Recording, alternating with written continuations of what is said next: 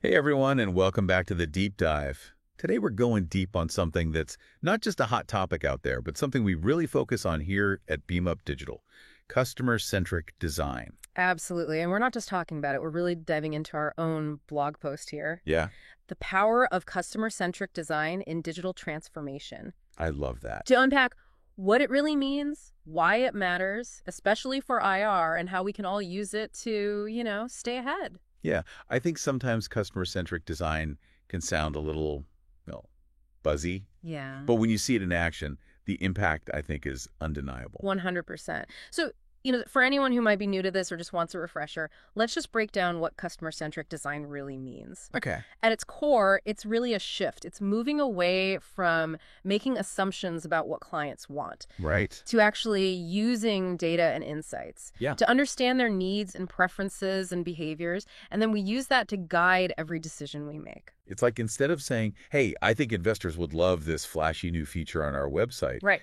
we're saying, okay, what are investors actually struggling with? What information do they need? Right. What would make their lives easier? Yeah. And then we build from there. Exactly. It's about aligning our products and services, in our case, our entire approach to investor relations, Yeah. with what investors actually want and expect.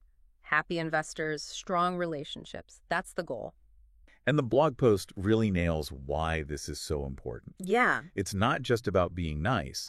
There are clear business benefits. For sure. The first one they highlight is enhanced customer experience. And in today's world, investors, just like any other customer, have incredibly high expectations. Yeah. They want information quickly and easily. They want a seamless experience, an intuitive experience, whether they're on our website or reading a report or even watching, a video presentation. It's like when you find a website that just gets you. It's easy to navigate. The information is clear. Yes. You can find what you need without jumping through a million hoops. Exactly. That's the kind of experience we want to create for our investors. And by understanding their needs and preferences, we can do just that. Yeah. We can create digital experiences that are tailored to them, which of course leads to higher satisfaction and hopefully loyalty. And that brings us to the second big benefit, increased conversion rates. Right. I know it sounds a bit salesy when we're talking about IR, but essentially we want investors to choose us. Of course. And when investors feel understood and valued, like we're actually speaking to them, not at them, they're far more likely to engage with our content, attend our presentations, and ultimately, yes, invest in our client. So it's not just about presenting the information. Yeah. It's about presenting it in a way that resonates with investors and makes them feel confident in their decision. 100%. Almost like we're partners in their success. And that leads right into the third reason why this approach is so critical. Competitive advantage. The IR landscape is crowded and standing out is more important than ever. And customer-centric design isn't just some trendy thing we slapped onto our website. It's woven into our entire approach, our company culture. Right. It becomes a core part of who we are. And that's something investors pick up on. It absolutely does. Yeah. By genuinely focusing on meeting investor needs better than anyone else, we create a unique selling proposition. Yeah. It's that wow factor that makes investors say, okay, these guys get it. I want to work with them. It's about building that trust and showing investors we're not just chasing deals. Yeah. We're genuinely committed to their success. Exactly. Now, the fourth benefit, iterative improvement, is something we're always talking about internally. It's crucial, especially in the digital world where everything is constantly evolving. Customer-centric design isn't a set-it-and-forget-it approach. Right. We need to be constantly collecting data, analyzing feedback, and figuring out what's working and what can be improved. And this isn't just about tweaking a website layout. No. It's about looking at the entire investor experience Yeah. and finding ways to optimize every touch point. Every touch point. We're talking about being flexible, Right. adapting to new technologies, and always striving to meet those evolving needs. It's like we're running a marathon, not a sprint. Yeah.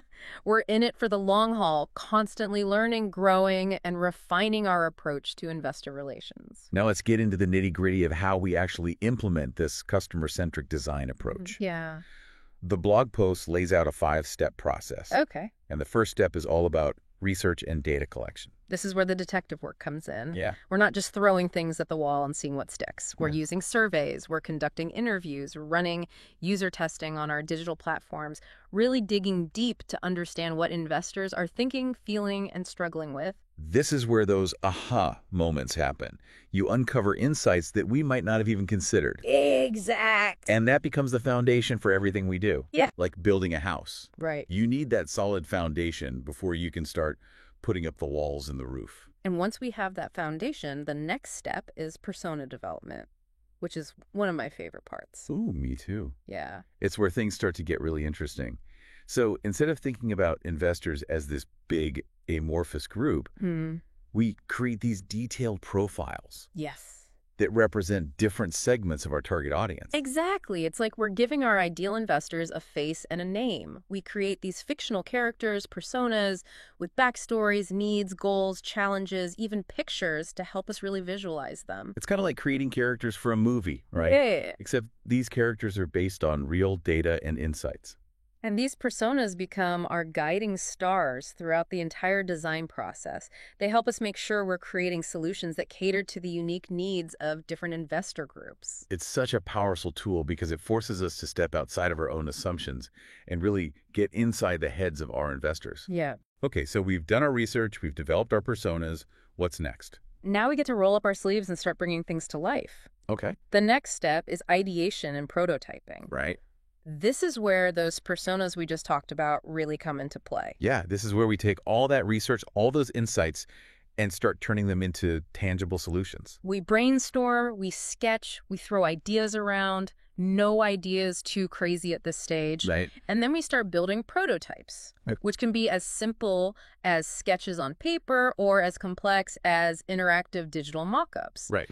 The key is to create something we can actually test with real investors. Because it's one thing to think we have a brilliant idea, but it's another thing to see how investors actually respond to it. Exactly. And that's where the fourth step comes in. Okay. Iterative design and testing. Uh-huh. This is where the rubber meets the road, so to speak. Yeah. We take those prototypes, we put them in front of real investors, we gather feedback, and we use that feedback to refine and improve our designs. So it's not a one-and-done situation. Yeah. We're constantly tweaking, refining, and making sure everything is aligned with what investors actually want and need. It's all about that continuous loop Yeah. of testing, learning, and adapting. Mm-hmm. We don't just test once and call it a day. Right. We test repeatedly throughout the process to ensure the final product delivers a truly seamless and valuable investor experience. It's like we're detectives, but instead of searching for clues, we're searching for insights into what makes investors tick.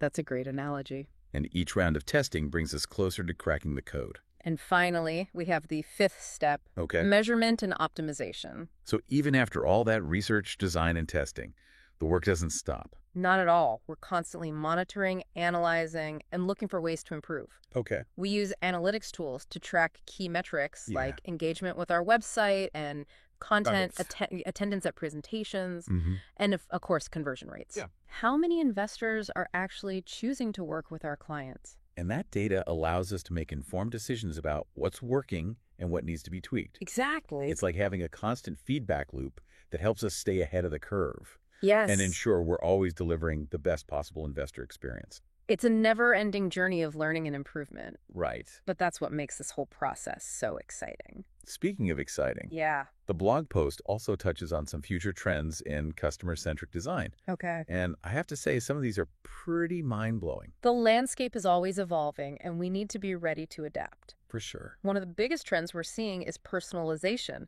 using data to tailor experiences to individual investors. So instead of sending out generic email blasts Yeah. or creating one-size-fits-all presentations, Yeah. we're talking about creating customized experiences that really speak to each investor's specific needs and interests. Exactly. Think about the recommendations you get on Netflix or Spotify. They're based on your past viewing or listening habits, right? Well, imagine applying that same level of personalization to investor relations. Yeah, that would be amazing. Right. An investor logs onto a client's website, and instead of being bombarded with a generic homepage, Right. they see content that's tailored to their investment focus, their risk tolerance, their stage of the investment journey. Exactly. It's like having a personal guide through the entire process. It's not just about making things look pretty, though. It's about delivering real value. Mm-hmm. We can use data to anticipate what investors need, answer their questions before they even ask them, and create a truly seamless and informative experience. I'm already thinking about all the ways we can apply this at Beam Up Digital. Yeah, It would completely transform how we approach investor targeting and communication. for sure. Okay, what's next on the future trends list? Another big one is omni-channel experiences. Okay, This is all about creating a consistent and seamless experience for investors all right. across all touchpoints. Whether it's our website, mobile app, social media, email, or even in-person events. So no matter how an investor chooses to interact with us or our clients, Right. they're getting the same high-quality personalized experience. Exactly. No more disconnected silos of information. Precisely. It's about breaking down those barriers and creating a unified experience that makes investors feel valued and appreciated at every touch point. Okay. And it goes beyond just making sure the branding is consistent across platforms. Yeah. It's about understanding how investors move through the entire journey and making sure each interaction is tailored and meaningful. Now, this last trend is the one I'm personally most excited about. Oh, yeah. The rise of voice interfaces. Interesting. I mean, who even uses a phone to call anyone anymore? Right. We're all talking to our smart speakers and asking Alexa to do everything. It's incredible how quickly this technology has become integrated into our lives. Yeah. And it's definitely having a huge impact on how we design digital experiences. Absolutely. We need to make sure our platforms are optimized for voice interactions. Right. That means clear, concise content, intuitive navigation, and a focus on delivering information in a way that's easy to understand and digest, Okay. even when you're not looking at a screen. It's almost like we're writing a script for a conversation between an investor and a virtual assistant.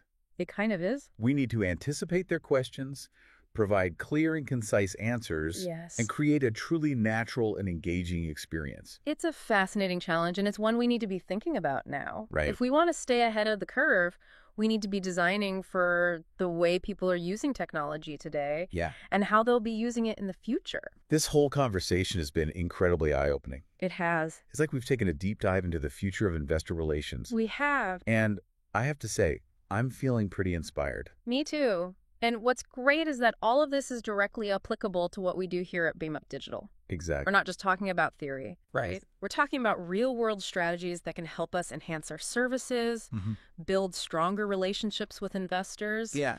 and ultimately drive better results for our clients. You know, as we were discussing all of this, Yeah. it made me think about how these principles go beyond just investor relations. Okay. I mean, if it worked for investors, why not for other areas of the business? That's a great point. And you know it's already happening. Ah, Companies are using these principles to improve internal communications, yeah. boost employee engagement, streamline operational processes, and even shape their overall company culture. I love that. Yeah. It's like this ripple effect of positive change, It is. starting with understanding your audience and building outward from there. Exactly. Whether you're designing a new product, Right. creating a training program for employees, or even just writing an email, asking yourself, how can I make this better for the person on the receiving end, can lead to some amazing results. It's all about empathy, putting yourself in the other person's shoes, Yeah, and constantly seeking ways to improve their experience. I couldn't agree more. Well, we've covered a lot of ground today, We have. and I feel like we could keep going for hours. Me too. But I think it's time to take a short break Okay. and come back to wrap things up and leave our listeners with some final thoughts. Sounds good to me. We'll be back in a moment. Welcome back, everyone. I don't know about you, but whew, I am feeling super energized after that deep dive into customer-centric Man, design. it really is fascinating, isn't it? It is. It's amazing how much there is to uncover when you really start digging into a topic like this. Yeah, and you know what's great? It's not just theory. We're talking about real-world strategies that we can implement here at Beam Up Digital to elevate our game in IR. Exactly. And I think the key takeaway for me is that customer-centric design is so much more than just a buzzword. Yeah. It's a fundamental shift in how we think about our work, our clients, and ultimately our investors. It's about building those genuine relationships, Yeah. understanding their needs, creating experiences that are not only informative, but truly delightful. And let's be honest, in the world of investor relations, delight isn't always the first word that comes to mind. You're telling me. Hmm. But when you think about it, a positive experience can make all the difference. Oh, absolutely. Investors are bombarded with information all the time. All the time. If we can cut through the noise and provide them with what they need in a clear, engaging, personalized way, that's a huge win. Absolutely. It's about building that trust and credibility. Yeah. And it's something we can all get behind, right? 100%. Now, before we wrap up, I want to touch on something we briefly mentioned earlier. Okay. The idea of applying these customer-centric design principles beyond just investor relations. Right. I mean, if it works for investors, why not for other areas of the business? Well, it's a great point. And, it's already happening. Companies are using these principles to improve internal communications, boost employee engagement, streamline operational processes, and even shape their overall company culture. I love that. Yeah. It's like this ripple effect of positive change, starting with understanding your audience and building outward from there. Exactly. Whether you're designing a new product, creating a training program for employees, or even just writing an email, Yeah. asking yourself, how can I make this better for the person on the receiving end, can lead to some amazing results. It's all about empathy. Putting Yeah. yourself in the other person's shoes and constantly seeking ways to improve their experience. And that's something we should all strive for in every aspect of our work and lives. Well said. And on that note, I think it's time to wrap up this deep dive. Okay. We've covered a lot of ground, from defining customer-centric design to exploring its real-world applications and even taking a peek into the future. It has been a truly insightful conversation. It has. And I hope our listeners are walking away feeling as inspired and motivated as I am. Me too. And remember, this is just the beginning. We encourage you to keep exploring these ideas, keep asking questions, and keep pushing the boundaries of what's possible. Because when we put the needs of our audience first, amazing things can happen.